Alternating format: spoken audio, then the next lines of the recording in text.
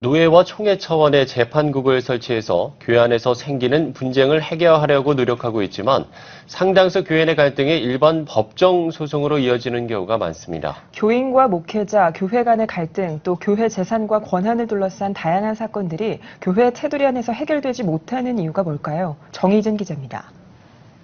교회 내 분쟁이 교회 재판으로 해결되지 못하고 국가법원의 심판대에 오르는 이유는 뭘까?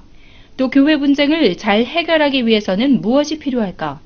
이를 논의하기 위한 포럼이 한국교회 법학회와 한국기독교 화해중재원 주최로 열렸습니다.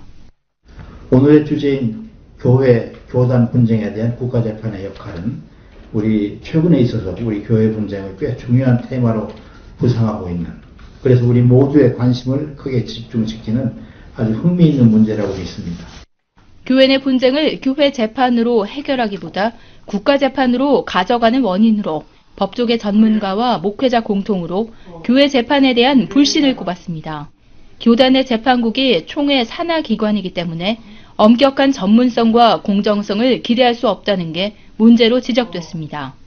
한국교회와 교단은 교회 재판으로 분쟁을 해결하기보다는 바로 국가법원으로 가져가거나 교회 재판이 내려져도 거기에 승복하지 못하고 국가 재판으로 다시 다투는 경우가 허다하게 일어나고 있습니다.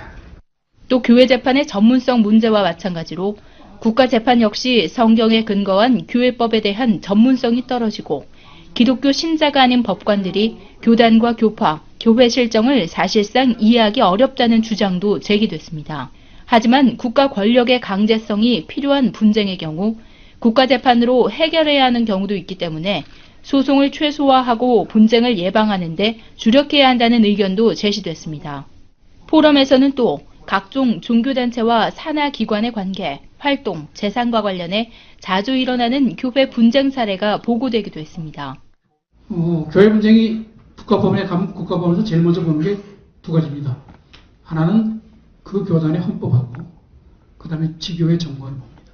그 밑에는 이런 정관과 헌법이 나오게 되는 데는 수많은 교리와 수많은 신경과 또 성경의 바탕을 두고 있습니다. 사회적인 활동을 하게 되면 이제 헌법과 실정법의 어떤 접촉 영역이 이제 생기기 때문에 문제가 되는 겁니다. 그래서 이제 주로 문제되는 부분들이 교단 산하 기관에 소속된 이제 개인들의 지위와 권리를 과연 교단 산하 기관이 교회의 어떤 교리와 법의 원칙에 의해서 강요 내지는 요구할 수 있느냐. 예방이 최선인 교회 내 분쟁, 발생한 갈등에 대해선 최대한 공정하고 전문적인 방법으로 해결하는 지혜가 요구되고 있습니다. CTS 뉴스 정희진입니다.